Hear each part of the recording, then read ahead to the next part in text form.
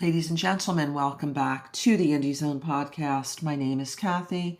It is the very early morning of the 27th of February, 2025, and I just checked the docket in Idaho versus Kohberger, hoping that the motions in limine, the public documents that were filed on the 24th of February by both sides, would have been released to the public by the end of the 26th of February.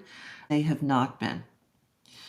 If you look at the case summary page maintained by the clerk of court for Ada County for this case, you will see that on the 24th of February, there were a large number of motions in limine filed by both parties. And they were public documents. We know that because they have the little PDF icon next to the notation by the clerk of court, as opposed to the many, many, many documents that have been filed under seal since the very beginning of this case, as indicated on that case summary page, that have a lock and key icon. Those are the documents under seal, and it is until or unless you go back to the beginning of the case and look at all of the documents with this PDF icon and note the hearings that have been closed to the public, that you see just how secretive, I believe, that this case is. Any member of the public should be able to walk into any courtroom in the United States and watch pretrial or trial proceedings. This has not been possible in this case. Even the hearings on the 23rd, one of them were closed and sealed to the public. This was on the multiple motions to suppress evidence.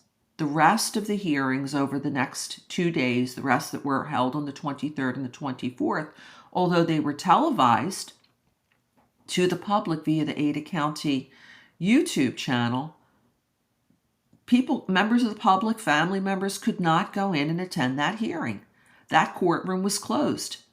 Or members of the media that wanted to go in there and watch the proceedings, they were prevented from going in. It was only via the Ada County YouTube channel that part of those proceedings were public. So now we see that there is what appears to be a delay in the release of these important motions in limine, and this possibly the most important criminal case in the entire country, Idaho versus Kohberger, still have not been released to the public, weren't released on the 24th, the 25th, the 26th, while there were other documents that were released on the 24th. If you look at the docket, you'll see a motion to ask the court for permission, this was from the defense, to file a document that exceeded the 10-page limit, and the court order also of the 24th that authorized the defense to do that. So we know that there were documents on the 24th of February that were released. Why have the motions in limine not yet been released? But there's something a little bit more perplexing, which deals with 4 documents that were public documents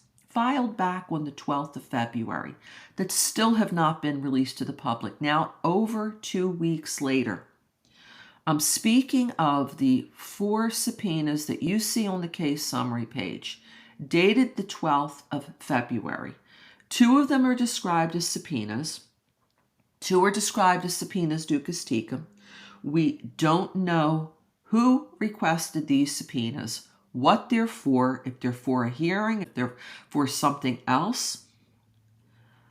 And it's now been 15 days since those documents were filed. It continues to perplex me, this utter secrecy of this case.